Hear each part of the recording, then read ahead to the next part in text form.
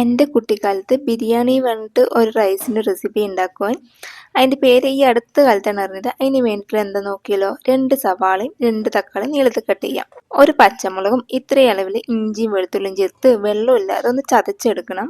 ഈ പരുവത്തിൽ മതി. ഒരു കുക്കറിലോട്ട് നെയ്യ് ഒഴിക്കുക, ഓയിൽ അല്ലെങ്കിൽ വെളിച്ചെണ്ണയും കൂടി ഒഴിച്ച് ഒരു പട്ടയുടെ ഇല, 2 പട്ട, 4 ഗ്രാമ്പും കൂടി ചേർത്ത്, ഏലക്ക ഉണ്ടെങ്കിൽ ഒരു ഏലക്കയും 1/2 ടീസ്പൂൺ പെരിഞ്ചീരകം ചേർത്ത് നന്നായിട്ടൊന്ന് ചൂടാക്കിയ ശേഷം സവാള ചേർത്ത് നന്നായിട്ടൊന്ന് വഴറ്റിയെടുക്കണം. ഇതിൻ്റെ കളറൊക്കെ ഒന്ന് ചേഞ്ച് ആയി വരണേ. ചതച്ചെടുത്ത മിക്സും കൂടി ചേർത്ത് ഒരു 5 മിനിറ്റ് നേരം കൂടി വഴറ്റിയെടുക്കണം. ഇനി ഇതിലോട്ട് ഒരു പിടിയളവിൽ പുതിനയിലയും ഒരു പിടിയളവിൽ മല്ലിയിലയും ചേർത്ത് കൊടുക്കാം. ഇതൊന്ന് ഒതുങ്ങണ വരെ ഒരു 5 മിനിറ്റ് നേരം കൂടി വഴറ്റിയെടുക്കണ്ടേ. ഒരു ഗ്ലാസ് ബസ്മതി റൈസ് നന്നായിട്ടൊന്ന് കഴുകിയിട്ട് വെള്ളത്തിലിട്ടൊന്ന് കുതിർത്തെടുത്തതാണ്. ഇതും കൂടി ചേർത്തിട്ട് വെള്ളം ഒന്ന് പോകാൻ വേണ്ടിയിട്ട് ഒരു 5 മിനിറ്റ് നേരം ഇളക്കി കൊടുക്കാം. ഇനി തക്കാളി ചേർക്കാം. തക്കാളി വേണിച്ച് ഇനി മുമ്പായിട്ട് ചേർത്തിട്ട് വഴറ്റും ചെയ്യാട്ടോ. 5 മിനിറ്റ് നേരം ഇളക്കി ഒരു ഗ്ലാസ് അരിക്ക് 2 ഗ്ലാസ് അളവിൽ വെള്ളം എന്നുള്ള ലെവലിൽ ചേർത്ത് കൊടുക്കുന്നുണ്ട്.